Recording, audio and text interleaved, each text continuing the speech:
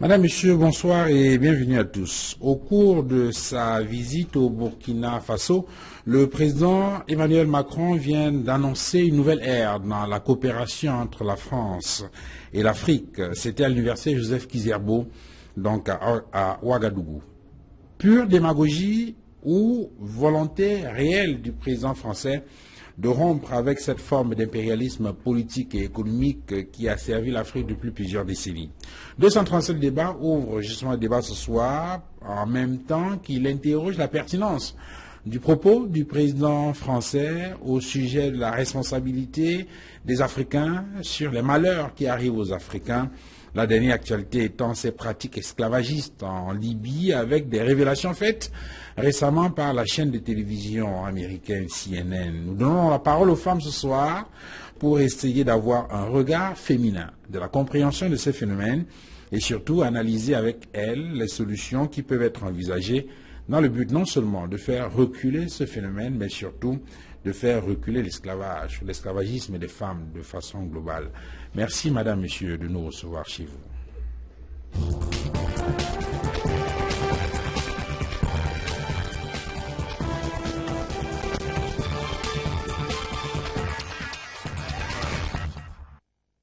Sur le plateau de 237 débats ce soir, j'ai introduit le docteur Jeannette Oguenfoto. Bonsoir. Bonsoir.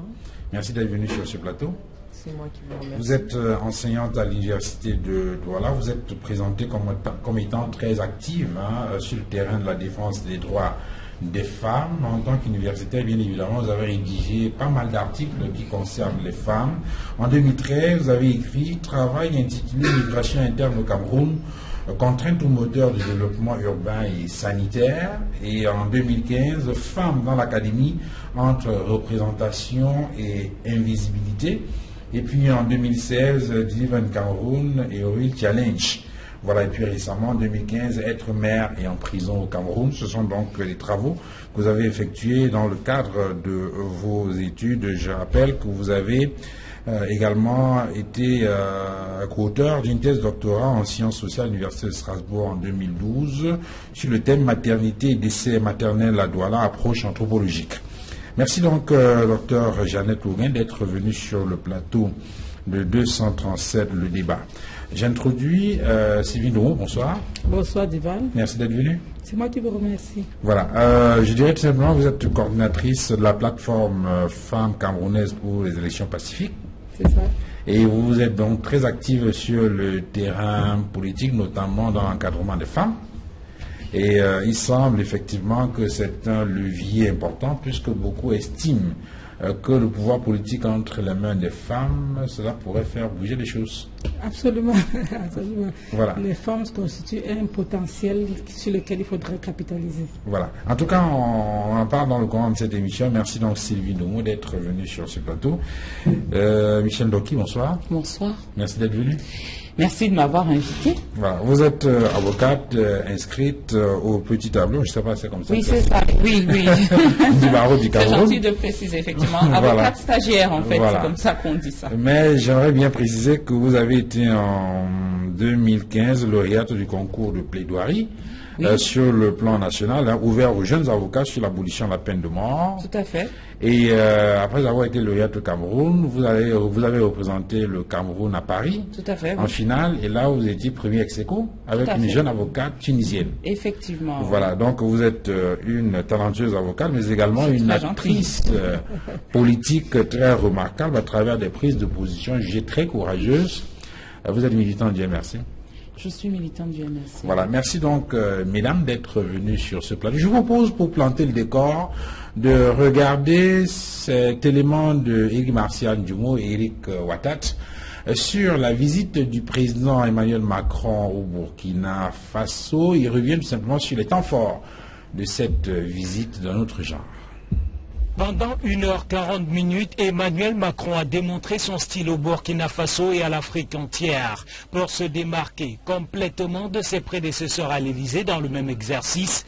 Il a tranché d'entrée de jeu en déclarant qu'il n'y a plus de politique africaine de la France. Pour lui, L'époque où la relation entre la France et l'Afrique s'apparentait à celle du maître à l'élève est terminée, surtout que sa génération, tout comme celle de nombreux jeunes Africains, n'a pas connu la colonisation.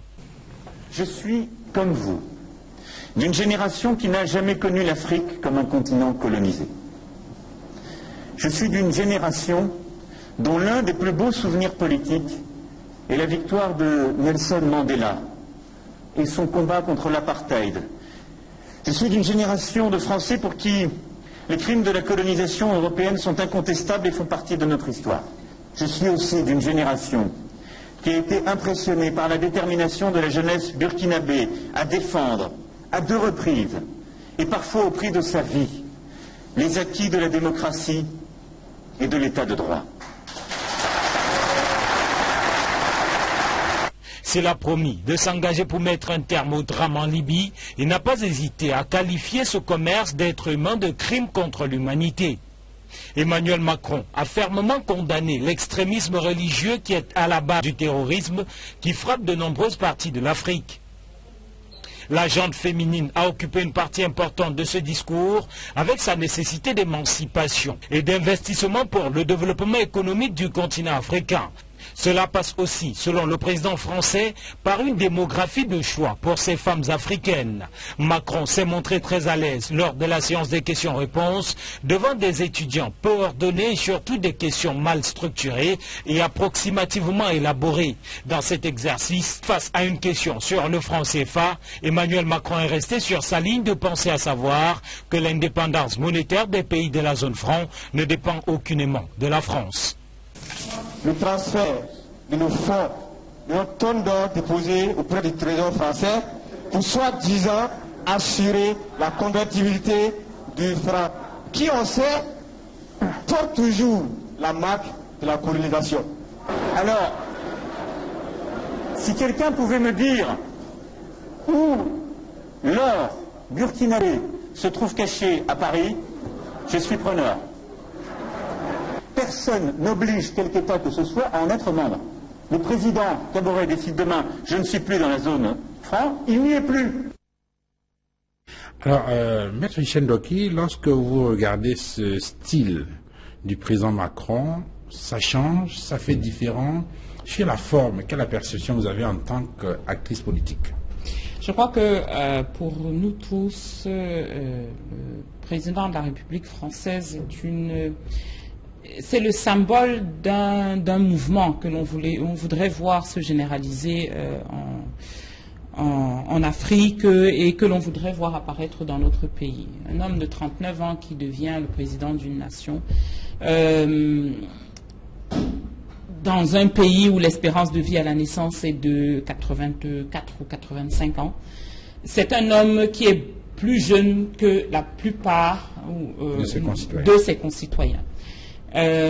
Donc, c'est agréable d'entendre quelqu'un comme ça parler parce que, oui, on le sent plus proche de nous que nous n'avons l'habitude de sentir nos dirigeants, y compris les dirigeants français, bon, étant entendu qu'ils ont tendance à rajeunir au fur et à mesure que les élections se déroulent.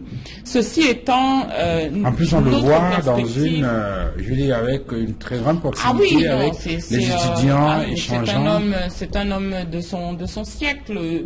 Dans tout, il y a un certain nombre d'articles qui sont sortis sur lui, sur la manière dont il communique en anglais, il s'adresse aux Américains, il invite les gens à venir investir en France ou à venir travailler pour la recherche. Il fait la même chose en Afrique. Donc il a une démarche qui est une démarche un peu plus, on va dire, moderne, hein, un peu moins classique. Ceci étant, sur le fond de son message. La première chose que j'ai envie de dire, c'est que je ne partage pas l'opinion selon laquelle le message qu'il adresse au Burkinabé vaut pour nous au Cameroun. Je crois qu'effectivement, nous sommes en Afrique, mais c'est un continent qui est 7 fois plus grand que l'Europe, et la France est tout petit à l'intérieur de l'Europe. Donc, Je crois que lorsqu'un président français se rend au Burkina Faso pour parler à des Burkinabés, c'est un président français qui s'est rendu au Burkina Faso pour parler à des Burkinabés. Ce n'est pas quelqu'un... Sauf qu'il a évoqué d'autres questions qui concernent peut-être... Ce qui indique bien que nos par exemple, opinions... la question du franc CFA. Tout à fait. Donc ça indique bien que nos opinions, nos perspectives divergent sur ce point-là. Peut-être que lui, quand il parle, pense qu'il parle à toute une Afrique. À ce qui nous concerne, non. Quant à ce qu'il pense, il me paraît qu'il est grand temps que nous arrêtions de nous en préoccuper autant. Ça peut être intéressant ce qu'il pense, mais il a raison de dire que c'est à nous de décider ce que nous voulons comme monnaie. Si nous voulons toujours être dans la zone CFA, si nous ne voulons pas. C'est un débat qui concerne chacun des pays dont il s'agit. Ce n'est pas une réponse globale pour tout l'espace, encore une fois, africain d'Afrique centrale, africain d'Afrique de l'Ouest. C'est une question qui se pose pour chaque État souverain, à chaque peuple souverain, et à laquelle nous devons répondre. Ce qui ne veut pas dire, loin s'en faut, qu'il ne faut pas imaginer des alliances, des accords, des solutions communes. Mais il faut imaginer qu'en tant que peuple, nous avons l'obligation de penser par nous-mêmes. C'est-à-dire quand même si cette démarche est commune, ça doit être une volonté émanant des États souverains. C'est nous qui devons aller vers cette démarche-là. Ça ne doit pas être qu'en pense Emmanuel Macron, François Hollande, Nicolas Sarkozy, et est-ce que nous sommes d'accord avec lui ou pas? Parce que ne serait-ce que se poser la question, c'est déjà considérer que nous ne pouvons pas penser par nous-mêmes, nous devons commencer par voir où est-ce que lui, il en est sur cette question. Alors, quelle est votre analyse de la question, Sylvie Ndoumou? Déjà, je dirais... D'abord, sur la forme, ça marque un président qui, visiblement, a un style nouveau, qui vient, qui entre dans l'université, qui discute, qui donne la parole aux jeunes, qui pose des questions auxquelles il apporte des réponses. C'est vrai, de temps en temps, avec des notes d'humour. Oui, je voudrais dire, ça marque en fait, ça marque beaucoup parce que si nous prenons le cas d'un pays, il y a des Camerounais qui ont 50 ans, qui n'ont jamais vu le président de la République et qui vivent à Yaoundé. Donc ça marque. Et ça, c'est un style nouveau. Un président qui s'adresse quand même à la jeunesse, qui se prête à un exercice de questions-réponses. Ça, il faut le féliciter. Ça, c'est sur la forme. Mais quand je regarde dans le fond, je m'interroge. Comme disait mais tout à l'heure. J'ai l'impression qu'il y a toujours un cordon ombilical qui existe entre la France et l'Afrique. Il faut toujours s'en référer à la France. Pourquoi? Donc je mettrai un peu de réserve par rapport à ce qu'il dit. Peut-être sur la forme. Est-ce qu'il s'agit véritablement d'une rupture? Beaucoup l'ont dit avant lui. Beaucoup ont pris cet engagement avant Macron. Mais maintenant, il reprend. Bon, comme on dit en anglais, let's wait and see. Attendons de voir.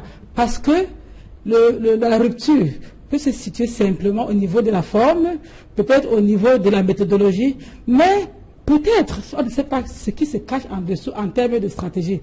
Retenons et sachons-le, il s'agit des intérêts de la France et non des intérêts des peuples africains. Sur la question, Dr Rougen, vous notez bien la différence d'approche. Maître Assemblée indiquait tout à l'heure qu'on ne devrait pas chaque fois s'émouvoir de ce que pense la France et que ce ne doit pas forcément être un référentiel par rapport à nos analyses et nos échanges sur le continent.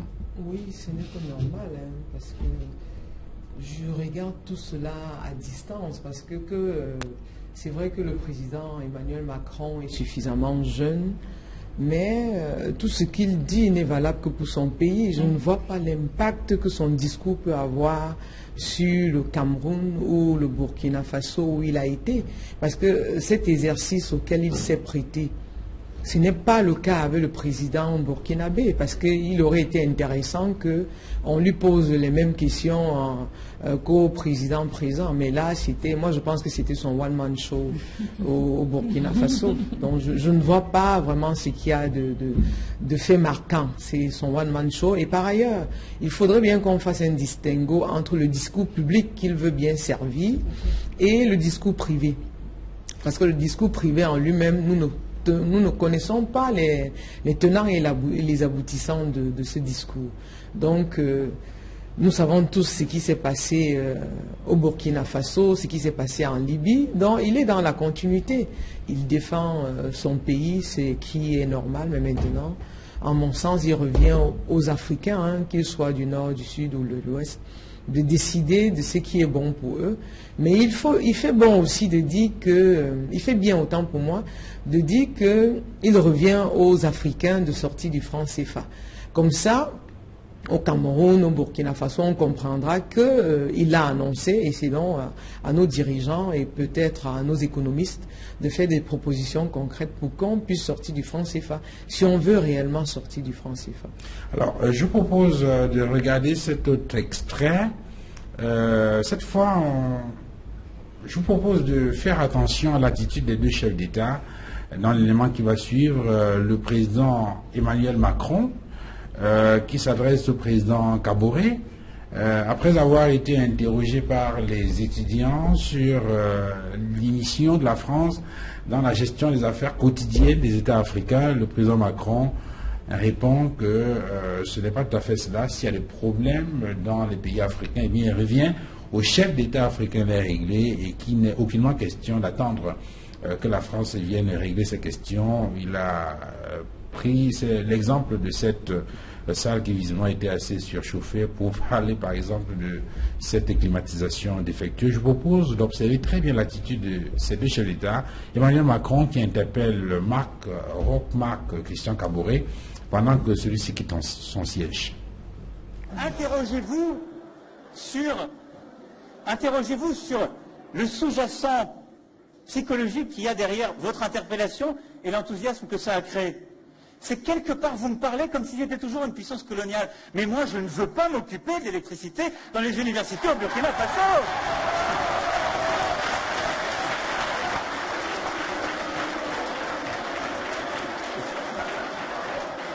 C'est le travail du président.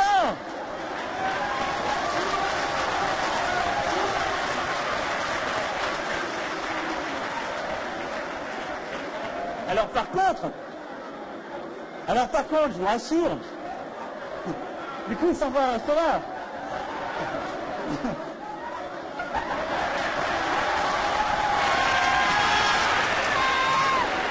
Du coup, il est parti réparer la climatisation.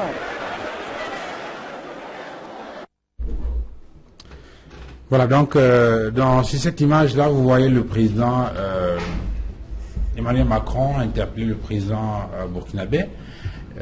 Et puis décrit dans la salle beaucoup, je veux dire que c'est une question qui a suscité une vague d'indignation, notamment dans l'espace politique français. On a entendu des hommes politiques indiquer que c'était une grosse maladresse de la part du président Macron d'interpeller de façon aussi brutale et violente le président burkinabé. Je ne sais pas quel est votre avis sur la question, Maître Doki. Est-ce qu'on peut parler effectivement d'une maladresse? Il dit, moi, je ne veux pas m'occuper de l'électricité dans les universités du Burkina Faso, c'est le travail du président burkinabé. Et puis cette façon de l'apostropher, du coup il s'en va, reste là, du coup il est parti pour réparer la climatisation. Il est clair que M. Macron et nous n'avons pas la même culture par rapport à la manière dont on s'adresse à des personnes, surtout quand des personnes sont des aînés en public. Ça, c'est clair. J'y viens. Ceci étant, vous noterez que même en France, c'est offusqué. Donc, il doit y avoir des similitudes quand même entre les cultures qui font que, même en France, on a trouvé ça, cavalier. C'est extrêmement difficile de commenter. Et puis, c'est surtout, pour moi, c'est surtout extrêmement pénible de tourner mon attention vers cela, ou tourner notre attention vers cela dans le contexte qui est le nôtre aujourd'hui. Je veux dire, quand on est au Cameroun aujourd'hui, on a des problèmes graves. Et je sais que nous sommes là pour en parler. On a des problèmes, des crises multiples, on a des drames humains importants, en nombre important, des drames humains graves qui se produisent à nos portes tous les jours. j'ai du mal à imaginer que dans ce contexte-là, ce soit vraiment intéressant de se poser la question de est-ce que M. Macron est bien élevé ou pas. C'est difficile. C'est vraiment difficile. Cela peut être perçu, je veux dire que l'intérêt peut-être se situe au niveau de la nature des rapports que ces chefs d'État en France entretiennent avec les chefs d'État africains, parce que pour pas mal d'observateurs politiques, eh bien, cela peut expliquer l'engagement de la France ou bien le comportement de ces chefs d'État dans la gestion des affaires quotidiennes dans leur pays. Tout à fait d'accord. Et à ce moment-là, ça pose une question qui, elle, est une question importante pour nous, particulièrement dans notre contexte de crise, c'est quelle est la place du président de la République dans notre République. Lorsque le président de la République gère d'une certaine manière, donc, si je vous entends bien, d'une manière qui ne place pas les intérêts du peuple qu'il défend, qu'il sert, avant les intérêts d'une puissance étrangère, puisque dans son rapport, il semble y avoir une espèce de révérence, ou en tout cas, le président Macron, pour prendre cet exemple-là, semble considérer comme naturel de tutoyer un président qu'il le reçoit chez lui et qu'il invite chez lui à rencontrer ses concitoyens. Ça pose le problème de la place que tient le président dans le système qui est un système républicain. Et l'interpellation à ce moment-là qu'il nous paraît important de faire, c'est qu'est-ce que vous pensez en tant que peuple de ce président? Est-ce que vous pensez que c'est quelqu'un qui sert valablement vos intérêts et qui exerce correctement le mandat que vous lui avez donné? N'oublions pas que le Burkina Faso, et c'est pour ça que pour moi, c'est un exercice qui inspire. Le Burkina Faso, contrairement à nous, a fait sa mue et est passé à une république où le peuple se sent en capacité de dire à un dirigeant « tu ne fais pas correctement ton travail, on va te changer ».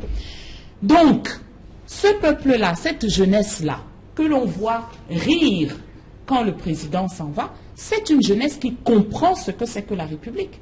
Son président n'est pas son roi, son patron. Bien sûr qu'en tant qu'aîné, en tant que leader, il doit être respecté et écouté. Mais avant et surtout, c'est un mandataire. Et si quelqu'un l'interpelle en tant que mandataire sur la manière dont il entretient, par exemple, les universités, c'est une bonne chose que le peuple, les étudiants en l'occurrence, se saisissent de cette question en se disant, effectivement, qu'est-ce que nous devons penser, à quel moment nous allons demander des comptes à ce président sur la manière dont il entretient nos infrastructures. Donc, pour nous, Camerounais, quand on voit un exercice pareil, au-delà de regretter ou de ne pas regretter que ça se passe au Cameroun, ce qu'on peut prendre et ramener chez nous, c'est l'idée que finalement, il s'agit là de notre employé, je parle du président de la République, et de la manière dont il nous représente. Parce qu'il nous représente, ce n'est pas l'inverse, ce n'est pas nous qui sommes ses sujets, c'est lui qui nous représente. Et s'il est ridiculisé, il nous ridiculise. Et il nous doit des comptes par rapport à la manière dont il fait ce qu'il a à faire. Pour moi, aujourd'hui, particulièrement à la veille des prochaines échéances électorales, c'est la question qui doit se poser à chacune des personnes qui nous regardent, notamment. Vous comprenez l'indignation de l'opposition, notamment en France, par rapport à cette attitude entre griffes répréhensible du président Macron vis-à-vis de Jean-Marc Christian Kaboré, le président burkinabé? Je voudrais déjà dire Duval, on dit souvent chasser le naturel et revient au galop. Moi, j'ai l'impression que cette posture du président Macron révèle un peu ce que les Français, l'image que les Français ont des Africains. C'est de ça qu'il s'agit. Jusqu'à preuve de contraire, il a révélé à travers cette façon de s'adresser au président. Mais l'indignation, vous le dites, vient de là-bas, de l'Europe et autres. Je voudrais savoir si la même indignation a été observée sur le continent africain. C'est ça. Est-ce que c'est la même chose? Pourquoi on doit s'indigner en Europe? Ça veut dire qu'en Afrique, c'est un peu... On devrait s'indigner, jusqu'à preuve de contraire. C'est vrai au niveau de nos pays africains, nous avons des problèmes. Alors ça veut dire finalement que la rupture dont il parle, en réalité, n'en est pas une. Mais je vous ai dit tout à l'heure, je mets des réserves. Parce qu'il y a la forme, il y a le fond. La forme, je l'ai dit, beaucoup l'ont fait avant lui, mais la forme peut-être cachée, il laisse un peu le temps. Oui, en fait, effectivement, quand vous parlez de ça, on pense au président Nicolas Sarkozy. En 2007, il annonce pendant la campagne électorale que ça va être la rupture, ça va être la fin de la France-Afrique. Et effectivement, lorsqu'il prend le pouvoir, je crois, dans un discours à Dakar, il annonce que c'est la fin de la France-Afrique. Et on pense effectivement que l'acte de décès est signé, mais il y a eu des événements, on se souvient de cet incident à Libreville, entre Jean-Marie Bockel, je crois le secrétaire d'État français à la coopération, et puis le président Omar Bongo, au point où, au finish, ce Jean-Marie Bockel a été débarqué du gouvernement par Nicolas Sarkozy, qui a envoyé, je crois, Alain Joandet et Claude Guéant pour aller laver cette bavure-là. Et donc, au finish, on a le sentiment que le président Sarkozy, en se heurtant, je veux dire, en prenant le pouvoir, a pris la pleine mesure de la puissance de la France-Afrique, au point où il s'est rendu compte qu'il n'était pas question de passer outre. De toute évidence, lorsqu'on vous écoute, c'est que le président Macron peut-être risque de se heurter à la même difficulté. Je ne voudrais pas, je me dis, laissons un peu le temps, n'est-ce pas, et jugeons le maçon au pied du mur. Moi, je parle par expérience. Oui, en fonction de ce qui s'est passé dans le passé. Très vite, il a parlé de rupture. Et c'est le même qui apostrophe un président dans son pays et qui dit reste là. C'est un peu le maître, moi je pense. C'est un peu quelqu'un qui s'adresse à son élève. C'est de ça qu'il s'agit. Mais mon problème, c'est est-ce que l'indignation est observée également par les Africains? Parce que autant je déplore les problèmes africains de gouvernance, etc., autant je déplore cette tendance de la suprématie, cette idée de donner toujours des leçons à l'Afrique, de la part de cette puissance-là. Donc je me dis, laissons un peu le temps, autant et on verra. Let's wait and see. Votre avis sur la question, Dr. Hogan, lorsqu'on écoute les éléments de langage, on est vraiment dans la rupture ou logiquement dans la démagogie? On ne peut pas dire qu'on soit dans la rupture, parce que s'adresser ici à un président, ça pose quand même problème. Parce qu'en tant que président, ils ont le même niveau du fait de leur statut. Maintenant, lorsque on écoute les propos, il dit que ce n'est pas à lui d'arranger un ventilateur ou une climatisation. C'est comme si le rôle d'un président se limitait à arranger un climatiseur. Il me semble que non. Parce que dans une université, il y a un recteur ou un président. Et à l'intérieur de l'université, il y a certainement une direction qui est en charge des infrastructures. Donc même s'il y avait problème, le président n'est pas là pour s'assurer de la maintenance. En fait, une façon peut-être de dire qu'en réalité, le problème, c'est pas forcément lui. Enfin, oui, mais c'est maladroit. C'est maladroit de sa part de dire. Il aurait pu prendre un autre exemple. S'il aurait vraiment, à mon sens, c'était l'exemple le plus concret, il faisait chaud dans la salle. Même s'il fait chaud, il ne lui revient pas à lui, en tant que chef d'État, de remplacer les climatiseurs dans un espace, même si c'était à la présidence et pas au chef de l'État, de remplacer les climatiseurs. Donc, sur ce plan-là, vraiment, c'est un manque de respect de sa part. Mais peut-être, comme on a dit tout à l'heure, comme Madame l'a dit tout à l'heure, vous chassez le naturel, il revient au galop. Et puis... comme Maître Ndoki l'a dit, il s'adresse à un aîné. Quel que soit le continent où nous nous trouvons, on demande toujours qu'il y ait un respect pour l'aîné. Peut-être c'est donc l'insolence qui anime. Non, c'est pas vu d'Afrique, même en Occident. C'est peut-être donc la faute peut donc être liée à sa jeunesse, l'insolence qui anime quelques jeunes aujourd'hui. On peut la lui concéder. Et puis, bon, si je puis me permettre, c'est partir de l'a priori d'ailleurs que la salle est climatisée. Je ne sais pas si on a fait une enquête sur puisque nous sommes invités à parler du sujet. Je ne sais pas si l'enquête a été faite et pourquoi est-ce qu'on devrait exiger que la salle soit climatisée. Peut-être que dans nos standards à nous, enfin, moi, dans mon souvenir, dans nos universités, la climatisation, ce n'est pas forcément quelque chose de tout à fait courant. Peut-être que, d'ailleurs, cela fonctionnait au sens des étudiants. Mais plus sérieusement, il me paraît vraiment que nous devons définir nous-mêmes quels sont nos centres d'intérêt. Et que, quelque part, cette question lancinante de la France-Afrique, et est-ce que c'est enterré, est-ce que ce n'est pas enterré, chaque président qui arrive alors, Monsieur le Président, est-ce qu'avec vous, ça va s'arrêter? C'est une question pour nous, parce qu'en réalité, cela ne s'arrête pas parce qu'il y a la France, mais parce qu'il y a l'Afrique. C'est à nous d'arrêter. Le jour où nous décidons qu'il n'y a plus de France-Afrique, il n'y a plus de France-Afrique. Il y a des pays, pour prendre cet exemple, où il y a des bases militaires françaises. Il n'y en a pas chez nous. Donc, il y a, selon les pays, des histoires différentes et des niveaux mettre ça différents. A l'air plus compliqué que ça. Hein. Oui, bien sûr que c'est compliqué, mais c'est le travail des dirigeants de gérer les questions compliquées. Il n'est pas question pour des dirigeants, des leaders, des présidents de la République, des ministres de gérer des questions simples. C'est parce que les questions sont compliquées que on crée des gouvernements. Si c'était des questions simples, on n'en aurait pas besoin. Pour les questions simples, en règle générale, ça je ne sais pas pour vous, mais pour les questions simples, en général, moi, je m'en occupe moi-même. Si je veux décider qu'est-ce que je vais porter, quel pain je vais manger, ce sont des questions simples, je gère ça moi-même.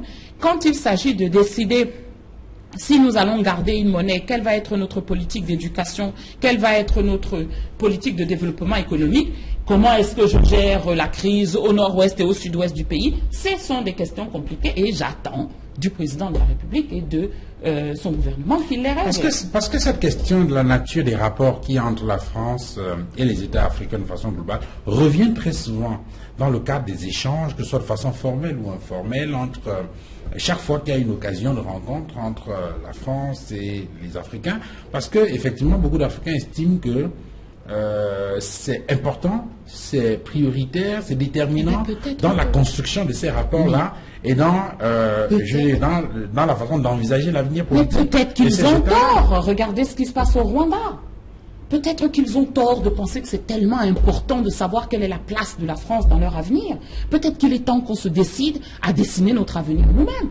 L'Iran a été au banc de la société internationale pendant des années. Et pendant ces années-là, quand il a été sous embargo, pendant ces années-là, il s'est développé. L'Afrique du Sud a été au banc des nations pendant des années. Et pendant qu'elle était au banc des nations, elle s'est développée. Je viens de prendre l'exemple du Rwanda. Nous devons penser par nous-mêmes et décider par nous-mêmes. Et d'ailleurs, c'est ce qu'ils n'arrêtent pas de nous dire. Arrêtez de venir me demander à moi si on va arrêter le franc CFA ou pas. Pourquoi voulez-vous que moi je réponde à cette question? Si vous me demandez si ça représente, si c'est bon pour moi, France, je vous dirais non. Et c'est mon travail en tant que président de la République. Moi, j'ai un peuple à qui je dois rendre compte. C'est mon travail de faire en sorte de ne pas prendre des décisions qui sont mauvaises pour moi. Enfin, il me semble que c'est du bon sens élémentaire. Maintenant, Cameroun, si le franc CFA n'est pas une bonne chose pour vous, c'est à vous de régler ce problème. Ce n'est pas à moi. Ne venez pas me demander à moi, Emmanuel Macron, si enfin vous allez avoir une monnaie qui vous convienne.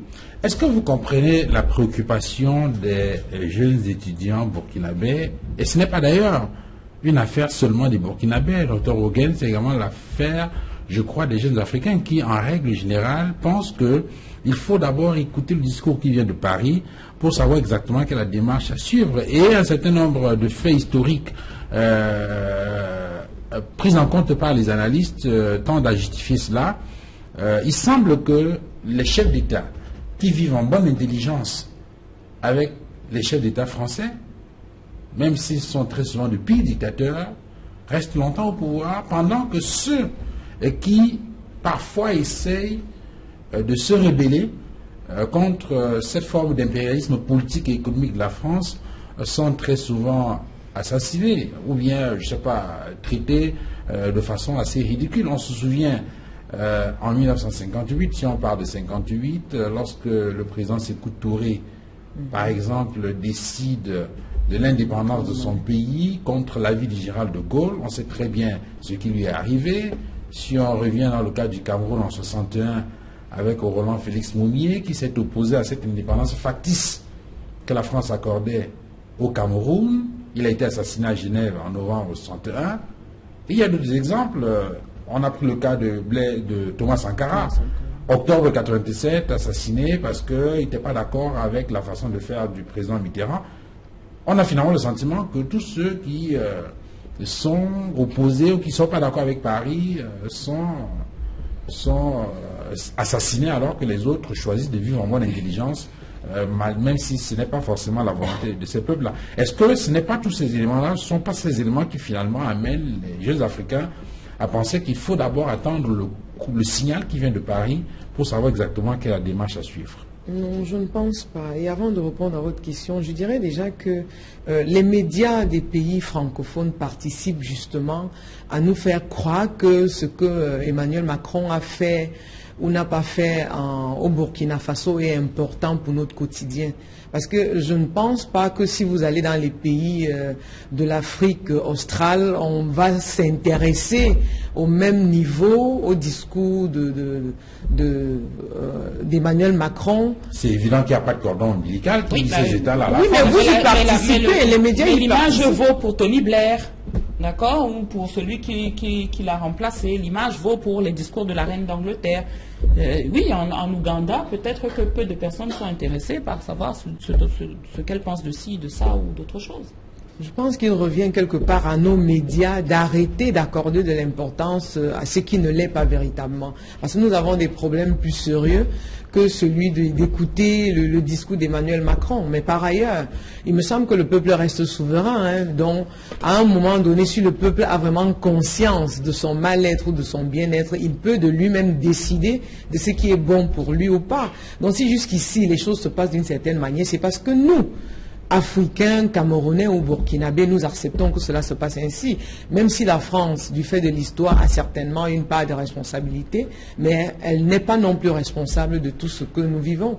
Il y a des choses qui dépendent essentiellement de nous. Parce que quand on prend la monnaie, les millions de francs CFA qui sont détournés au quotidien, ces millions de francs CFA auraient pu servir à arranger, à aménager, à augmenter notre patrimoine routier afin qu'on n'ait plus autant d'accidents.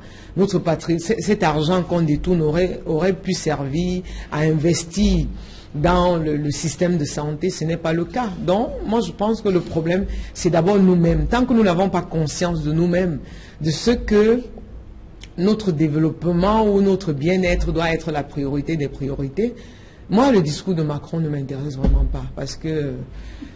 Merci beaucoup. Vraiment, ça ne m'intéresse pas. Je l'ai écouté simplement parce qu'autour de moi, les gens en parlent, mais en réalité, quand moi je me lève le matin pour aller au travail ou pour aller au marché, ou aller à l'hôpital quand je suis malade, je ne vois pas en quoi est-ce que le discours de Macron va participer va améliorer qualitativement ou quantitativement la vie des femmes, des hommes ou des enfants camerounais. Le discours de Macron est une stratégie de manipulation des masses. Oui, mais cette masse-là valide cette manipulation. Parce qu'arrêtons de donner aussi l'impression à ces Occidentaux que nous attendons qu'ils sonnent la cloche.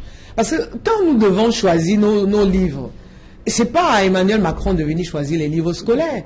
Quand nous choisissons les tenues d'école, ce n'est pas à Emmanuel Macron. Donc, moi si j'avais une suggestion... On est finalement d'accord avec lui. Donc, que les Africains eux-mêmes doivent... son discours ne m'intéresse pas en réalité. Donc, les Africains doivent eux-mêmes régler leurs problèmes. Et cela nous amène justement à rentrer dans la deuxième partie de cette émission sur les questions peut-être qui nous préoccupent, les questions justement des conditions de vie, les conditions ou bien l'ambiance socio-économique dans nos États qui poussent certains d'entre nous, notamment les jeunes, à prendre le chemin de l'immigration clandestine, de se retrouver dans les pièges en Libye. Et pour cela, malheureusement, Dr Auguin, je vais vous proposer une fois encore un extrait du président Macron sur la question. Il a été interrogé donc par les étudiants burkinabés qui voulaient savoir ce qu'ils pensent de cet esclavagisme en Libye et quelles sont les politiques qui peuvent être mises en place justement pour mettre un terme à cela. Je propose de l'écouter parce qu'effectivement beaucoup accusent la France d'être quelque peu responsable de cette situation. Voici la réponse qu'il a donnée aux étudiants burkinabés. Ensuite, sur la Libye. Sur la Libye, j'ai déjà parlé tout à l'heure des causes. Sur le traitement, moi je ne vois pas à qui vous parlez, mais je ne sous-traite rien. En Libye, nous sommes engagés sur le plan diplomatique pour trouver une solution politique.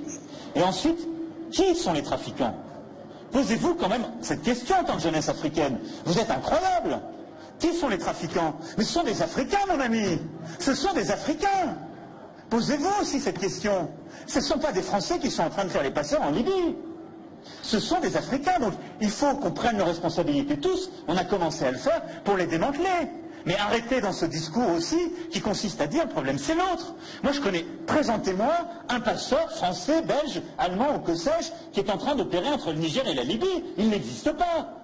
Donc il y a aujourd'hui en Afrique des Africains qui esclavagisent d'autres Africains. C'est ça la réalité. Et il y a des Européens qui bénéficient de cette route de la misère en Europe. Et c'est inacceptable. Dans les deux cas, ce sont des crimes. Dans les deux cas, nous les combattons avec vigueur. Mais il ne faut pas faire de leçons de morale. Moi, je ne sous-traite ça à personne, mais je prends toutes mes responsabilités. Et tous ces sujets ne seront réglés par aucun propos de salle ou aucun propos simpliste. Ici, nous nous engageons, mais pas parce que nous nous désengageons de la Libye, parce que d'où partent celles et ceux qui vont vers la Libye? D'ici, de la région. Donc il faut une politique de développement, c'est l'Alliance pour le Sahel. Alors, Sylvie Momo, lorsque le président Macron indique que dans cette affaire d'esclavagisme en Libye, les Africains ne doivent s'en prendre qu'aux Africains eux-mêmes, est-ce qu'il a tout à fait raison, ou bien de votre point de vue, il tente de dédouaner la France par rapport à sa responsabilité ou sa contribution dans le chaos qui sévit en Libye aujourd'hui et qui, pour certains, est en partie responsable de ce qui est vécu là-bas par rapport à ce phénomène de trafiquant d'êtres humains? À mon avis, à mon humble avis, moi je pense que c'est une fuite en avant. C'est une fuite en avant du président Macron quand on regarde un peu les politiques capitalistes de la France qui contribuent à piller nos États, également que d'une façon ou d'une autre contribuent à causer des guerres en Afrique. Je sais qu'au niveau africain, il y a des raisons immédiates, des raisons qui sont propres au continent. Mais je dis dans le cas d'espèce, nous savons tous la responsabilité de la France en ce qui concerne de nombreux problèmes en Afrique. Donc, à mon avis, il est question beaucoup plus, ça c'est mon humble avis, de dédouaner un peu la France par rapport à ce qui s'est passé en Libye et même par rapport à ce qui continue de se passer sur le continent en termes de... si je prends le cas du Cameroun, par exemple, ou bien d'un autre pays africain, en termes de causes profondes, internes, voilà. Si je prends peut-être sur le plan politique, il y a un élément qui est un peu comme le désengagement de l'État en donnant des facilités, des conditionnalités meilleures à des Occidentaux, à des Asiatiques, au détriment de leur peuple. Ça fait qu'il y a fuite, n'est-ce pas? Les gens essayent de fuir ces conditions-là. Donc, le président Macron le sait, n'est-ce pas? Mais c'est quelque chose qui est causé au niveau national, mais qui contribue. Et ces migrants-là, quand ils s'en vont, c'est vrai officiellement, à haute et intelligible voix, on nous dit non, on n'en veut pas, c'est pas bon. Mais ces mêmes migrants sont utilisés en Europe, n'est-ce pas? Dans des entreprises. Certains ils travaillent, n'est-ce pas, sans papier et contribuent à renflouer les caisses de l'État de la France. Donc moi j'estime que le jour il y a des choses qu'on dit, mais en dessous il y a des intérêts cachés. Donc moi je pense honnêtement qu'il voudrait quelque part dédouaner la France par rapport à un certain nombre de responsabilités sur les problèmes courants en Afrique. Sur cette question-là, Dr Hoguin, il faut peut-être qu'on voit exactement quel est le problème. Le problème, est-ce que le problème de votre point de vue, ce sont les raisons qui amènent les gens à se déplacer et à se retrouver finalement dans ces pièges des passeurs, des trafiquants en Libye? Ou bien le problème, c'est la pratique même de l'esclavage qu'il faut combattre? C'est d'abord le choix de ces populations-là de partir de leur espace principal à la quête du bonheur, qui n'existe en réalité que dans leur tête. Parce que je ne comprends pas personnellement comment quelqu'un va se lever un matin et s'inscrire dans une logique de mafia ou de faux. Parce que quand on part du Cameroun pour migrer ou pour aller dans un autre pays, pour poursuivre son rêve européen, c'est parce qu'on a parfois un faux passeport, une fausse pièce d'identité, on a dans le pays de l'autre par des moyens illégaux, dont les moyens qu'on utilise déjà nous montre que en chemin, on va trouver on trouvera des obstacles. Et je trouve quand même que c'est du gâchis que nous passions le temps à parler de ce que Macron fait ou ne fait pas. Parce qu'en réalité, cette crise-là n'a rien à voir avec son discours. Parce qu'il fait son discours enfin, ça plaire à ceux qui veulent bien l'écouter. Mais la réalité est que quand on prend un pays comme la Libye, lorsque Kadhafi vivait encore, il n'y avait pas de haut commissariat des réfugiés en Libye. Mais il se sait que Kadhafi recevait des financements de l'Union européenne pour empêcher la vague d'Africains qui montaient pour aller vers l'Eldorado de s'y retrouver. Aujourd'hui qu'il n'est plus là, ça pose problème. Et lorsque Macron dit que ce sont les Africains qui transforment les autres en esclaves, il faut dire que en Libye, on trouve des Koweïtiens, en Libye, on trouve des Saoudiens.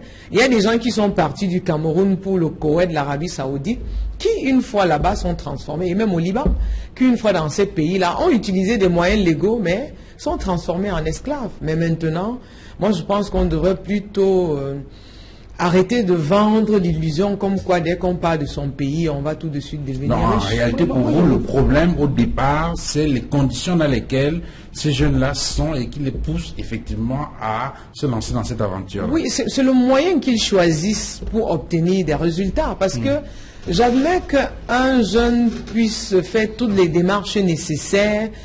Il vaut mieux aller dans ces pays-là, même si vous avez un visa de 2 jours après, vous allez trouver le moyen de régulariser votre situation. Mais on voit des hommes et des femmes abandonner même un travail, on va dire décent, plus ou moins décent au Cameroun, pour aller acheter un rêve qui n'existe que dans leur tête. Donc ça reste quand même un problème. Là, il faut vraiment interpeller ces Africains eux-mêmes qui pensent qui continuent d'avoir le mythe de l'Occident, où ils pensent que dès qu'on arrive en Occident, à chaque pas, on va trouver des millions d'euros qu'on va redistribuer. Parce qu'il faut dire qu'il y a des Africains, il y a des Camerounais qui sont plus riches que des Français, et il y a des Français qui sont plus pauvres que certains Camerounais, tout comme il y a des Africains plus riches que certains Européens ou Américains, et vice-versa. Mais dans l'imaginaire des Africains, surtout ceux de la zone francophone, principalement l'Afrique centrale, on croit que dès qu'on est en Occident, on va devenir riche. Il y a des gens en France qui n'ont pas à manger, pourtant ils sont Français à la peau blanche. On ne parle pas ici des Français qui se battent pour des Noirs qui sont naturalisés français, non. Mais il faudrait bien que les gens soient sensibilisés par rapport à cela et que même nos moyens de communiquer changent. Parce que quand nous-mêmes dans nos chaînes de télévision, nous ne montrons que de ces pays européens ce qui est beau. Or, le contraire, quand ils parlent de nous, je ne sais pas si sur les chaînes européennes, surtout françaises, on présente le discours du chef de l'État camerounais. Je ne pense pas. Hein. Il m'arrive de suivre le journal, mais pourtant, nous allons jusqu'à savoir à quel moment le président français est en train de faire ci ou de faire ça sur nos chaînes nationales. Donc, nous devons vendre d'abord ce qui est chez nous. Arrêtons de filmer du Cameroun seulement ce qui est négatif. Il y a de très beaux espaces au Cameroun qu'on gagne à montrer sur nos chaînes de télévision. Pourquoi on arrête de croire que ce qui est laid, c'est seulement chez nous qu'on trouve cela. Moi, le seul pays où j'ai eu faim jusqu'à couler des larmes, c'était en France.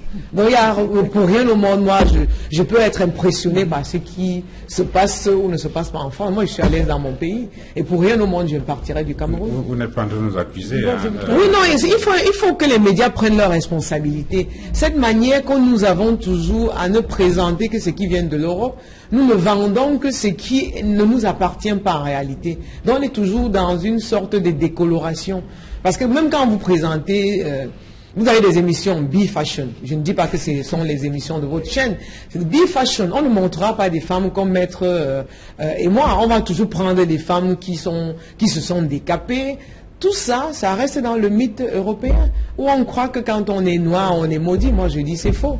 Il y a plein de Camerounais et de Camerounaises qui sont heureux et fiers d'appartenir au Cameroun. Alors, donc finalement, le premier levier, Maître Michel Doki, c'est le levier national. Les premières causes, les premières raisons sont donc évidemment endogènes et peut-être liées finalement donc aux conditions de vie. L'ambiance socio-économique qui, pour la plupart de ces jeunes, n'est pas favorable et donc il les pousse sur le chemin de l'exil. Je pose la question parce que parmi les Camerounaises qui ont été interviewées, sur les 250 qui sont revenus dans la vague d'Afrique du Nord. On a écouté une ancienne commerçante d'une vingtaine d'années, une jeune Camerounaise, qui est partie du Cameroun il y a quelque temps, qui indiquait qu'elle faisait le commerce, et puis elle est partie, elle a traversé le Nigeria, puis le Niger, et a été kidnappée au niveau de la Libye, où elle est restée, on lui a arraché ses 2 téléphones portables, et une somme de 925 000 francs CFA. Et la question se pose, c'est, est-ce que finalement, lorsqu'on parle de ces mauvaises conditions de vie, est-ce que ça justifie, est-ce que ça suffit seul? Est-ce qu'on peut se limiter à cela pour expliquer ce départ massif vers cet Eldorado européen à travers le désert de Libye? Alors, pour moi, la première réaction par rapport à cette question, c'est une réaction de mère. J'ai 2 garçons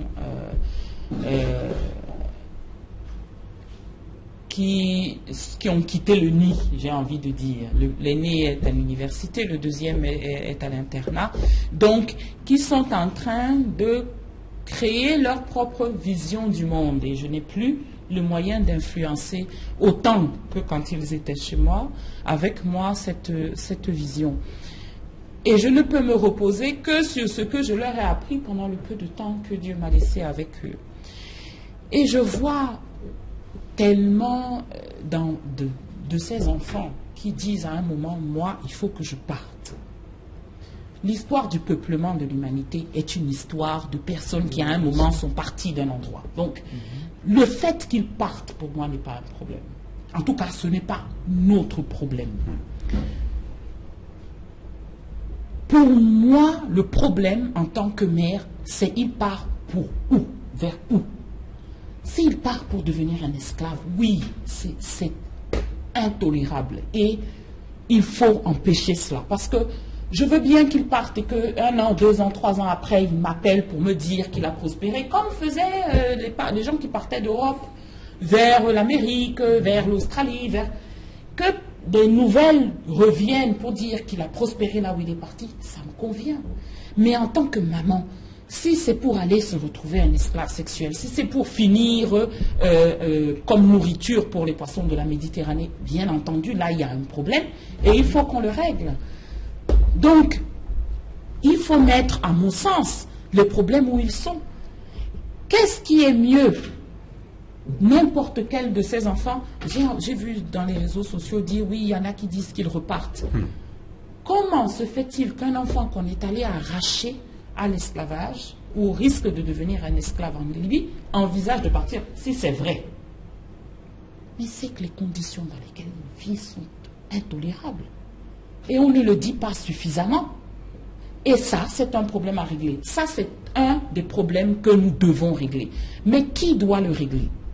Chaque fois que nous répondons à cette question en disant c'est l'autre, c'est le président de la République, c'est le ministre des Finances, c'est l'administration, c'est mon oncle, c'est ma tante, nous augmentons les chances que l'on prenne la route. Parce que celui qui prend la route, il résout son problème. Il n'essaye pas d'en créer, il ne veut pas devenir une star à la télé, il essaye de résoudre son problème. Et il nous apprend que c'est à nous de résoudre les problèmes. Comment est-ce que les autres n'ont pas un pays où des milliers de personnes s'en vont pour se retrouver dans le désert? J'ai rencontré personnellement un de ces enfants, parce que je vais souvent à Limbé, dans le sud-ouest, et je me suis retrouvée dans une voiture de transport en public avec un de ces enfants qui disait au téléphone à sa sœur, je pars pour ce dont nous avons parlé. Je serai à Limbé à 21h30 et demain à 5h du matin, je serai au Nigeria. Cet enfant avait une photocopie de carte d'identité. Il l'a perdu et Dieu sait qu'aujourd'hui, pour avoir une carte d'identité, c'est la croix et la bannière. Il est parti direction l'Europe avec une photocopie de carte d'identité. Et qui vit dans le sud-ouest sait qu'il y a 7 contrôles sur la route. Vous ne pouvez pas passer la nuit sans carte d'identité. Au premier contrôle, il était en bas. À ce moment-là, déjà, il est en danger. Mais qu'est-ce que nous pouvions faire? La seule chose que nous lui avons dit, c'est arriver à Limbé, dort sur place et essaye d'obtenir au moins un certificat de perte. Mais vous comprenez, il a trimé pendant des années pour obtenir de quoi aller s'acheter une vie. Parce que ici, tous les jours, c'est difficile de vivre. C'est difficile de savoir si dans 2 semaines on aura encore du pain, si on sera encore logé, si la pluie n'aura pas emporté notre maison, si le palu ne nous aura pas tués, etc., etc. Donc, à partir du moment où on se dit, il faut que nous résolvions ce problème-là, pas l'autre, nous. Il faut que nous changions nos gouvernants. Comment est-ce que nous allons faire pour changer nos gouvernants? Il faut soit que nous les débarquions, soit que nous votions des gouvernants différents. Comment on fait pour voter des gouvernants différents? Il faut que nous ayons notre carte électorale. On est déjà en train de résoudre le problème. Parce que quand nous commençons à parler comme ça à nos enfants, aujourd'hui c'est difficile, mais tu verras. À partir de 2018, nous aurons de meilleurs dirigeants et tu verras, si tu patientes un peu, dans 5 ans, on aura un environnement économique où 82% de ce que nous mangeons ne vient pas de l'extérieur. Donc tu peux être un producteur et tu peux devenir riche. Et nous fabriquons des vitres, nous fabriquons des clous, nous fabriquons des télévisions, des caméras. Nous n'importons pas tout. Donc tu peux devenir riche et cet endroit peut devenir magnifique. Il faut donc créer le a rêve. raison. Mais oui, bien sûr qu'il faut créer le rêve. Et c'est ça notre responsabilité. Et il faut créer le rêve pour tout le monde. Tout le monde aime rêver. Tous ces jeunes qui sont sur les routes, ils rêvent. Ils rêvent de mieux, ils ne rêvent pas d'esclavage. Vous comprenez? Donc, les problèmes que nous devons résoudre sur cette question particulière, il y en a 2. Le gouvernement, il faut le reconnaître, en a résolu un. Si nous apprenons que certains de nos enfants sont aux mains de trafiquants quelque part, notre devoir immédiat, c'est d'aller les chercher. Ça a été fait, parfait. Maintenant, qu'est-ce que nous faisons de ceux qui ne sont pas encore rentrés? Qu'est-ce que nous faisons de ceux qui ne sont pas encore partis? Et qu'est-ce que nous faisons de ceux qui sont arrivés? Nous savons très bien que, contrairement à ce que nous avons vu toujours grâce à vous, on ne leur dit pas, voilà, une allocation, j'ai vu ça dans certains pays d'Afrique de l'Ouest, pour des réfugiés. Voici une allocation, voici une ferme, travaillez. Ce n'est pas ce qu'on leur dit. On leur donne une enveloppe, je ne veux même pas discuter pour savoir quel est le montant de cette enveloppe, et on leur dit bye bye. Mais l'enveloppe, c'est ce qu'ils avaient avant d'aller en Libye. Vous comprenez? Et ça ne résout pas les problèmes, bien évidemment. Donc, la réponse qui est la nôtre par rapport à cette problématique-là, et c'est une problématique qui va grandissant. 70% des habitants de ce pays ont 30 ans ou moins. La cible dont on est en train de parler, c'est des millions et des millions de personnes que notre tissu économique est incapable d'absorber. Il est incapable de leur donner un travail dans des bureaux. Or, nous les formons pendant 20 ans pour aller travailler dans des bureaux. Voilà une autre question qu'il faut résoudre. Donc, à partir du moment où le peuple aura pris ses responsabilités en disant « il faut que je me dote de dirigeants qui répondent à mes préoccupations, me donnent une meilleure santé, me donnent une meilleure économie, me donnent une meilleure éducation », on commencera à voir des gens qui évitent la route du désert de Libye. Et les trafiquants n'auront plus, et vraiment peu m'importe de quelle est leur race, et les trafiquants n'auront plus, parce qu'eux aussi, ils ne font pas ça par méchanceté gratuite, ils font ça parce que là où ils sont, c'est comme ça que l'on gagne sa vie. J'ai noté avec intérêt que parmi les personnes que l'on a récupérées en Libye, dont ce scandale a permis de révéler l'existence, il y a des Marocains. Les Algériens sont allés chercher leurs ressortissants, les Tunisiens sont allés chercher leurs ressortissants. Les Marocains se plaignaient parce que leurs gouvernants à eux n'étaient pas encore venus les chercher. Donc, vous voyez, la misère, ce n'est pas notre monopole. Alors, sur cette question-là, Sylvie Ndomo, en attendant de revenir sur les solutions, parce qu'on a commencé à esquisser les solutions par rapport à cette question-là, même qui estime que l'un des leviers est d'abord politique, à travers, bon, elle n'a pas utilisé le mot, la question de l'alternance, elle a aussi parlé de débarquer. On revient là tout à l'heure. Mais sur les raisons, est-ce que vous estimez que on doit faire beaucoup plus, on doit faire particulièrement attention aux cas précis des filles et des femmes qui sont impliquées, qui sont victimes de ce phénomène-là? Oui, Diva, je voudrais déjà dire que j'appartiens à une organisation qui a comme vision d'interroger toujours les causes profondes des conflits et des difficultés. Il ne s'agit pas de voir les effets, de condamner ces enfants qui traversent à tout prix, à tous les prix. Ce que Maître dit, il y en a qui sont prêts à repartir et ils vont le faire si on y prend garde.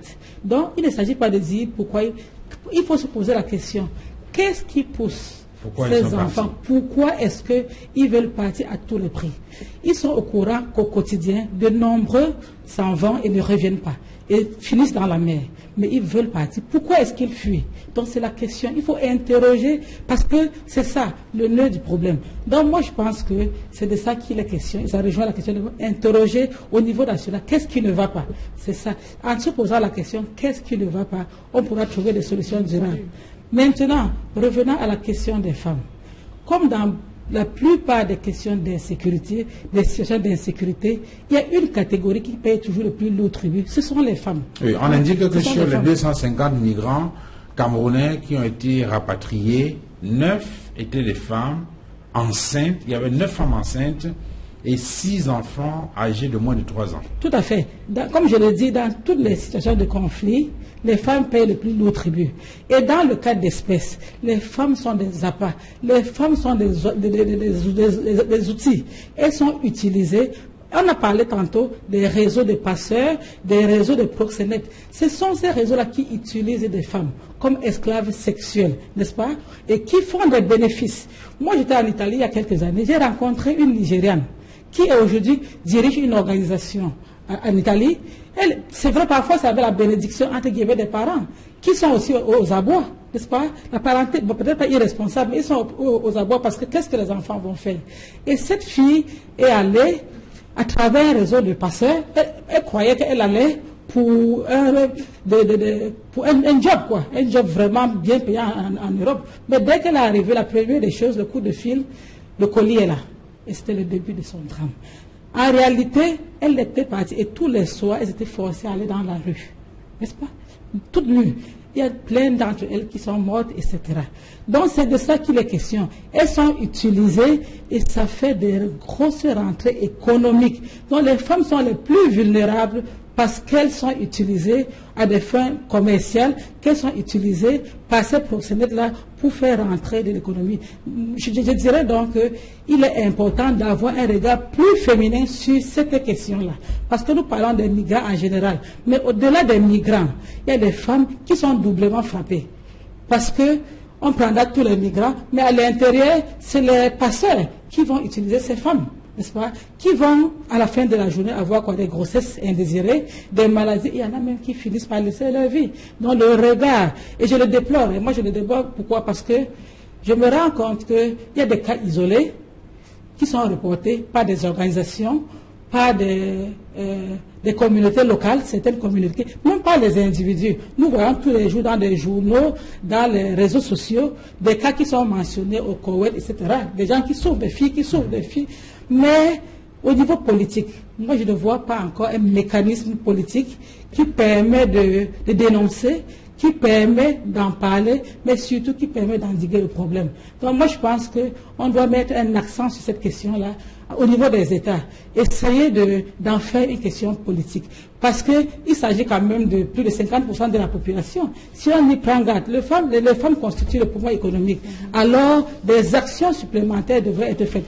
Et comme vous le savez, tout part du politique. Donc moi, je pense qu'il devrait y avoir une politique, un mécanisme déjà pour en parler et également pour pouvoir endiguer ce phénomène-là au niveau de l'Afrique. Est-ce qu'il faut avoir un regard féminin de la question ou bien ce problème, ce phénomène doit être envisagé de façon globale, docteur Oguin? Je pose la question parce que lorsqu'on regarde les chiffres qui ont été donnés par le président Macron quand il recevait Alpha Condé et un certain nombre de chefs d'État africains à l'Élysée il y a quelques jours, il indiquait que le trafic des êtres humains sur le chemin d'immigration génère 30 milliards d'euros par an et touche malheureusement 2,5 millions de personnes.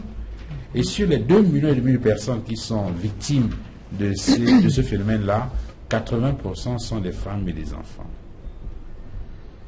Oui, mais il faut dire que la question de la migration est assez complexe. Parce que quand on observe dans notre environnement, le politique ne peut pas être responsable de tout. Parce qu'il y a des familles où une fille est infirmière au Cameroun, elle est institutrice, mais à un moment donné, sa famille décide qu'elle doit partir.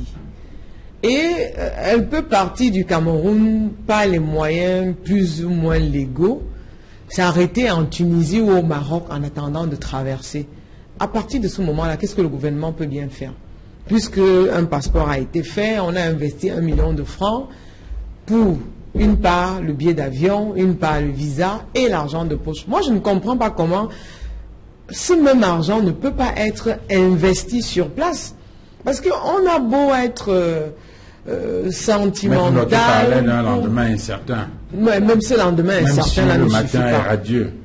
Oui, il est incertain, mais il est incertain partout. Parce que n'allez pas me dire qu'il n'y a pas de Français titulaires de doctorat, de master qui ne cherchent pas à aller au Canada ou aux États-Unis. Mais sauf que là-bas, on n'y va pas par mer. Parce que partout, hein, les populations migrent. Il y a les migrations internes, il y a les migrations externes. Moi, je dis souvent aux jeunes qui veulent partir, s'ils sont à Douala, qu'ils fassent un peu un tour à l'ouest pour voir comment est le climat de l'ouest, pour voir déjà les périples auxquels ils seront confrontés, qu'ils partent un peu de Douala pour Maroua, Ngaoundéré et autres. Mais on ne peut pas se lever, en mon sens, et dire qu'on va en aventure comme ça. Et ce que moi je ne comprends pas, et la question que je pose, c'est pourquoi ce sont les Noirs qui sont autant... s'investissent autant dans cette forme d'immigration. Partout dans le monde, on a vu des gens à un moment donné partis de l'Europe pour l'Amérique, partis de l'Europe pour l'Océanie, mais c'était organisé où on savait qu'il y aura un bateau qui va partir tel jour, il y a tel nombre de places, il y a un délai pour s'inscrire. Mais les gens vont dans l'incertitude et ils sont surpris de trouver... Même les Européens qui sont partis au 14e, au 15e, c'était...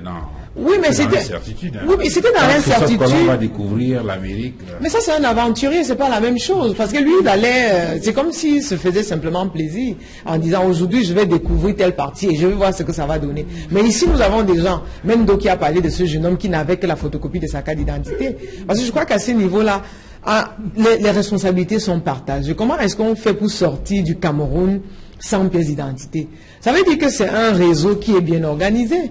Donc, même ces personnes qu'on a rapatriées, on a vu à la télé comment l'autre disait, Samuel lui a dit, qu'est-ce que tu es venu faire? Qu'est-ce que je vais dire au quartier? Donc, le problème, c'est d'abord le parent lui-même. Parce que le parent est en train de rêver que son enfant est devenu riche. Oh, il n'a pas donné les moyens à son enfant pour devenir riche. Mais cette richesse-là, on peut l'avoir au Cameroun. Chacun d'entre nous a un village. On peut commencer quand même par... Moi, je suis vraiment contre les gens qui partent n'ayant pas un projet précis. Moi, je pense que c'est même le plus souvent quand on est... Migrer, docteur. Oui, c'est dans l'ADN, mais il faut que cette migration soit organisée, qu'elle soit encadrée. Dès lors qu'elle n'est pas organisée et qu'elle n'est pas encadrée, il y a problème. Ces jeunes femmes qui sont revenues enceintes, peut-être qu'elles ne connaissent pas toujours le père de leur enfant. Quel est l'avenir de cet enfant, de ces enfants qui vont naître au Cameroun? Il y en a certainement qui seront métis et autres. Quelle sera leur identité? Donc, le problème est suffisamment profond et peut-être en milieu universitaire, on devrait aussi faire des recherches pour connaître les causes profondes de ces migrations. Il y en a aussi qui sont ici et disent que non, la prostitution paye moins. Ah, quoi? Si je suis en France, à Venise, ça va payer mieux. Il y a tout cela. Donc, les gens ne migrent pas. Il y a des migrations économiques, mais quand même, ces personnes-là, je pense qu'elles manquent quelque part ce que moi je vais appeler l'estime de soi, la dignité humaine, parce que un parent qui met un partol dans les mains de l'enfant va te chercher. Il va se chercher où? Là où vous-même parent, vous n'êtes jamais allé et vous envoyez votre enfant là-bas, vous vous attendez à quoi? Donc, c'est triste ce qui leur arrive, mais les responsabilités sont partagées, autant du côté du migrant que du côté des parents et du côté des pouvoirs politiques. Nous avons vu, il y a des gens, on affiche partout là, aller travailler au Koweït, en Arabie Saoudite, au Liban, les 3 premiers mois, vous aurez 250 000 francs, ce qui est en deçà du salaire d'un médecin camerounais. Les filles s'y aventurent, elles y investissent 1 million, 2 millions de francs. Quand elles arrivent, elles sont dans des conteneurs où chacun a une torche et on reconnaît, non, pas celle-là, pas celle-là.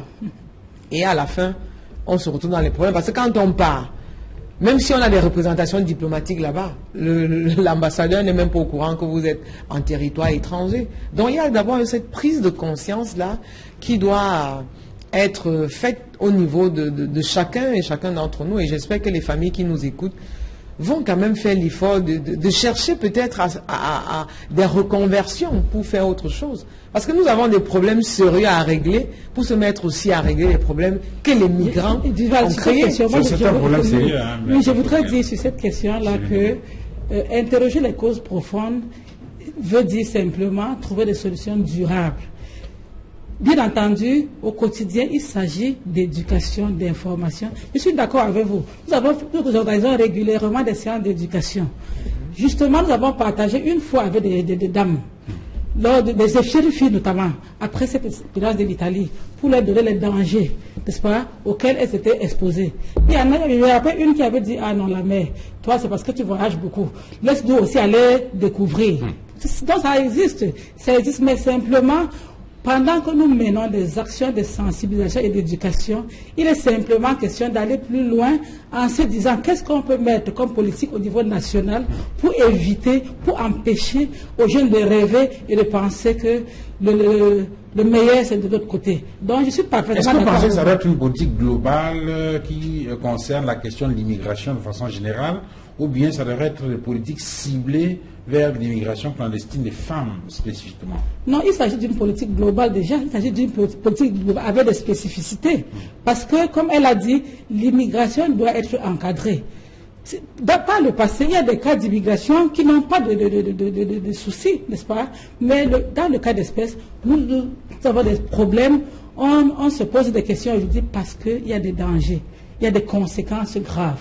Si elle est encadrée, c'est pourquoi les États ont signé un certain nombre de conventions, sont accordés un certain nombre notamment la Déclaration universelle des droits de l'homme et différents pactes, qui parlent de la libre circulation. Donc logiquement, on ne devrait pas être malmené parce qu'on est migrant. Mais simplement, ces pactes-là sont violés. Alors, il s'agit donc d'une politique globale, bien entendu, avec des spécificités selon les cas. Alors, quand on parle des raisons et on évoque les conditions économiques qui ne sont pas meilleures avec un pays où il n'y a pas de visibilité, ça paraît plus global, plus... Moi, je peux donner un exemple concret. Je connais plein de gens qui ont été, même en Europe, mais qui ont décidé de revenir au Cameroun parce qu'ils estiment qu'ils veulent s'installer, n'est-ce pas, et créer des entreprises au niveau local. Il y a les impôts, il y a les taxes. Moi, je pense que les politiques économiques, parfois, sont très dures et ne favorisent pas toujours l'éclosion, n'est-ce pas, des affaires au niveau national. Et finalement, les gens auront le bol, ça c'est d'une part. De deux, il y a certains faits de société. Il y a excusez-moi de le dire, le tribalisme, ça joue un rôle néfaste. Il y a la corruption, c'est autant de blocages qui se dressent sur le chemin de ceux qui veulent mener des actions et qui contribuent à pousser un peu les gens hors de nos frontières. Donc quand on parle des raisons économiques, c'est de ça qu'il est question. Les gens voudraient bien rentrer puisqu'il y en a qui sont partis et sont revenus. Mais face à ces difficultés, quand vous voulez créer une entreprise, c'est très difficile. Dans le cas des femmes, oui. Est-ce que les enquêtes ont permis de savoir de façon précise quelles sont les raisons qui très souvent amènent les femmes? On a pris le cas, j'ai parlé tout à l'heure, le cas il y a une correspondante de Le Monde qui a donné cet exemple-là, de cette fille, une vingtaine d'années, qui était commerçante et qui est partie avec pratiquement 1 million de francs CFA sur elle. Quelles sont les raisons? Comment on fait pour se retrouver dans une situation comme celle-là? Oui, déjà, ces raisons globales-là concernent aussi les femmes. Mais peut-être si je vais regarder peut-être au plan anthropologique, de par leur morphologie, de par un certain nombre d'atouts, les femmes, certaines, hein, pas toutes, hein, parce qu'une femme qui laisse un emploi, qui part avec 1 million de francs, ça pose quand même un petit problème. Mais elles se disent que là-bas, elles ont plus de possibilités de s'intégrer. Je vais épouser mon blanc, n'est-ce pas? Et dès qu'elle épouse ce blanc-là, elle est attachée à la famille. Elle devient un peu comme la mamelle nourricière.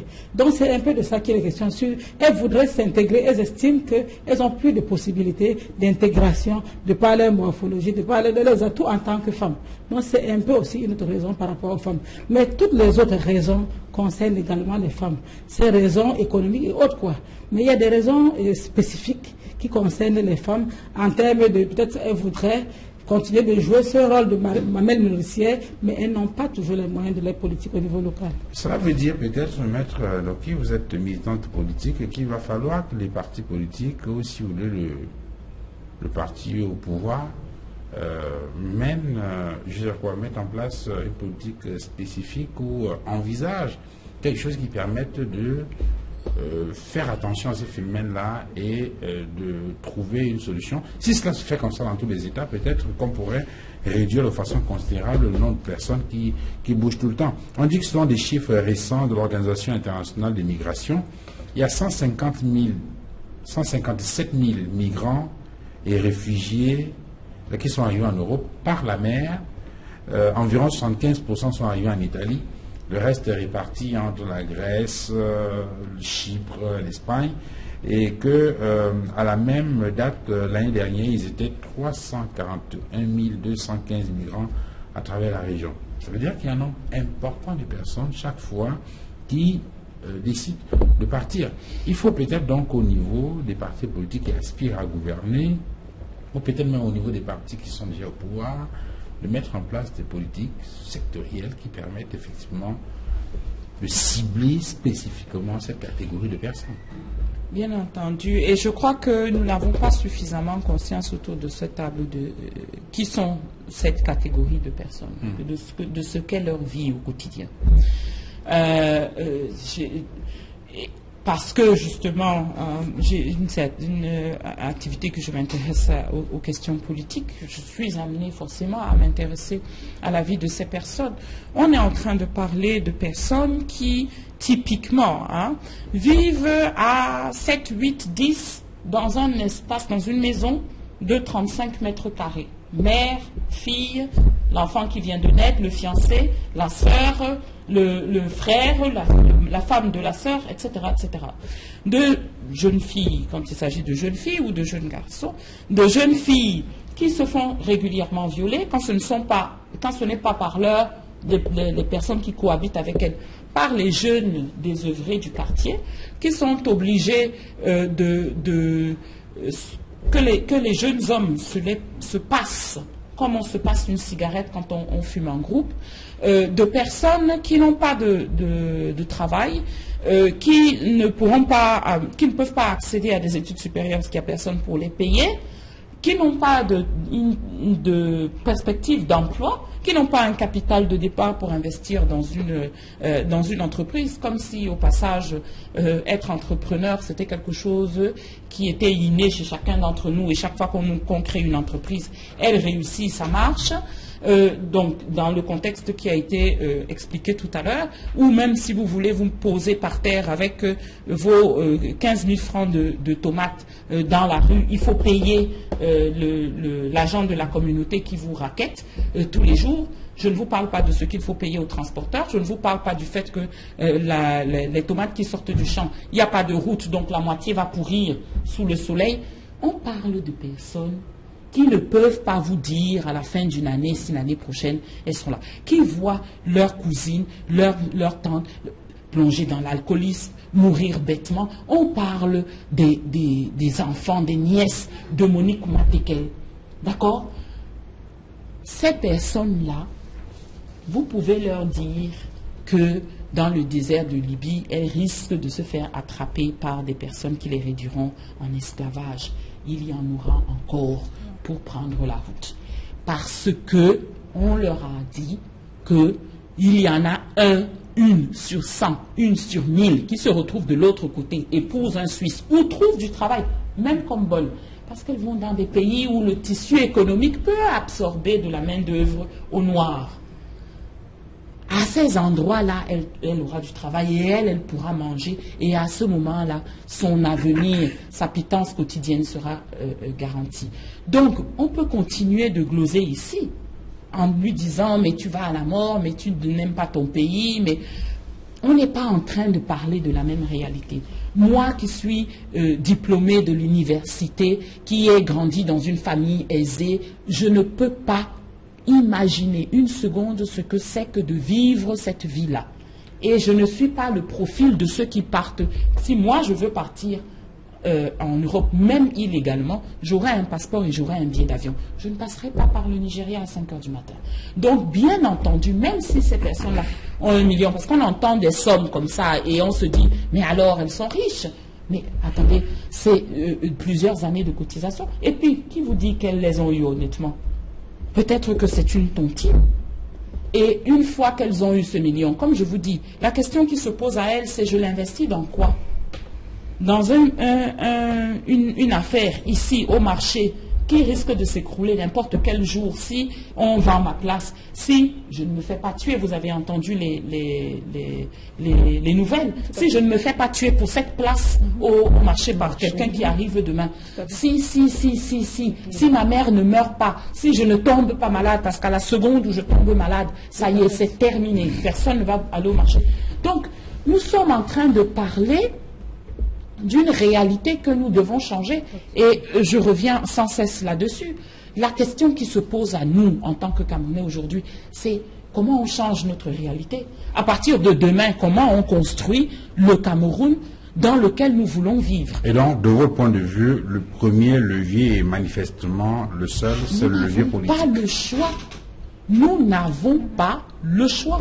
Et la vie dans laquelle, les villes dans lesquelles nous vivons, tous les jours, les réseaux sociaux nous montrent que nous n'avons pas le choix. Aujourd'hui, nous ne pouvons plus retarder de prendre nos responsabilités en tant que citoyens. Je ne parle ni des gouvernants, je parle de nous en tant que citoyens. Chacun d'entre nous doit prendre sa responsabilité et dire je vais changer, je vais faire ma part. Et ma part, c'est voter. Et c'est m'assurer que la prochaine personne qui dirigera ma commune, qui dirigera mon pays, sera une personne qui sait qu'elle est là grâce à moi. Et que donc, si elle ne fait pas ce qu'elle est censée faire, je la remplacerai. Alors, on va sortir de l'émission. Sylvie Domo, au finish, si on reste sur le levier politique, peut-être que l'un des couloirs serait de permettre qu'il y ait plus de femmes qui investissent, par exemple, l'Assemblée nationale. C'est clair. Et qui prennent des lois là-bas dans le sens d'améliorer les conditions. C'est votre terrain, ça. Elles sont prêtes? Elles y vont? Déjà, on dit not for me without me. Ça veut dire, je suis parfaitement d'accord avec vous que les femmes doivent être présentes dans ces champs-là. Parce qu'on ne peut pas décider à leur place. Mais elles sont présentes. Je disais, c'est peut-être timide, n'est-ce pas? Et l'environnement ne s'y prête pas toujours parce qu'il y a beaucoup d'idées, d'obstacles, beaucoup d'idées préconçues même par rapport aux femmes, beaucoup d'obstacles qui empêchent les femmes de se mouvoir dans ce domaine-là. Mais je pense que la solution viendra par là. Et je suis parfaitement d'accord avec Maître, oui, en ce qui concerne le changement. C'est le politique qui commande les autres axes. Et le politique ne peut se changer que si on se dit qu'est-ce que moi je peux apporter comme contribution. Je le disais l'autre jour encore à l'activité d'un monde à venir, je suis un peu surprise de voir le degré de découragement des jeunes en ce qui concerne la question électorale. Je suis vraiment très très surprise parce qu'aujourd'hui il y en a plein de jeunes. Mais vous comprenez pourquoi? Oui, tout à fait. Mais je voudrais... Alors, comment on fait pour que ça bouge davantage là? Moi je pense, n'est-ce pas, il faut ne pas se fatiguer en termes de renforcement de capacité, en termes d'éducation, en termes de sensibilisation. Et moi, je pense que la sensibilisation et l'éducation sont les armes. Il n'y a pas autre chose que ça, afin que les gens comprennent les enjeux et leur rôle en tant que citoyen pour faire changer les choses. Donc, c'est l'éducation, c'est la sensibilisation, afin de faire évoluer les mentalités par rapport à ces différentes questions. Alors, Dr. Oguem, pour sortir de l'émission, vous êtes universitaire, vous êtes donc à l'université. Quand vous parlez à ces jeunes, certainement vous leur dites, écoutez, malgré tout, il faut rester optimiste. Ça ressemble un peu à l'évangile. Non, c'est pas que ça ressemble à l'évangile, mais on ne peut pas adhérer à quelque chose à laquelle on ne croit pas. Mais ici, comme Madame l'a dit tout à l'heure, on sensibilise les jeunes parce que si on est absent au moment où il faut faire un choix, on ne peut que subir l'autre. Mais c'est pas comme si je n'étais pas sensible à ce qui arrive à ces personnes qui migrent. Mais moi, je suis fondamentalement opposé à ce type de migration, quels que soient les motifs ou les mobiles du choix qui va être fait. Parce qu'ici, nous sommes en train de peindre essentiellement ceux qui, au quotidien, choisissent cette voie-là. Mais il y en a aussi qui sont dans la même situation, qui refusent l'aventure. Oui, qui refusent l'aventure.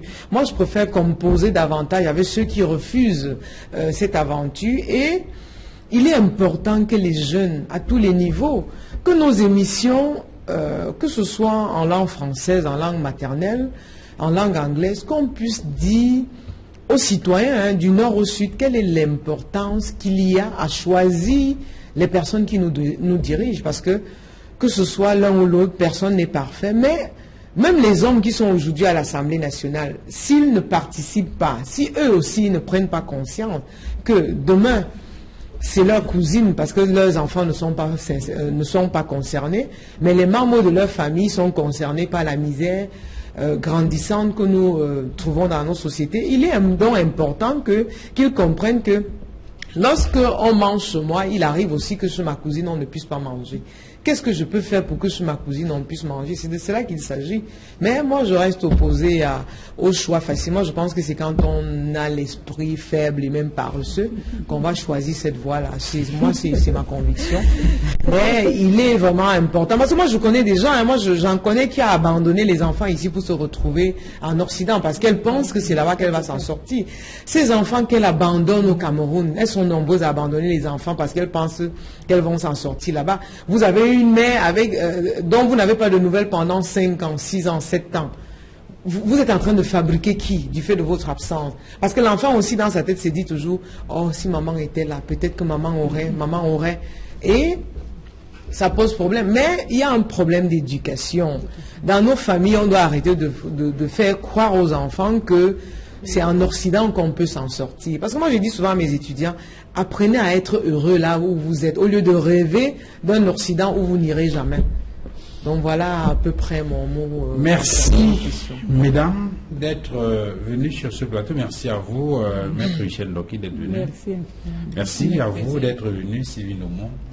Merci, docteur Hogan, d'être venu sur ce plateau. Merci à vous, madame, messieurs, d'avoir regardé cette autre livraison 237 débats. Je vous souhaite une excellente soirée et à très bientôt. Au revoir.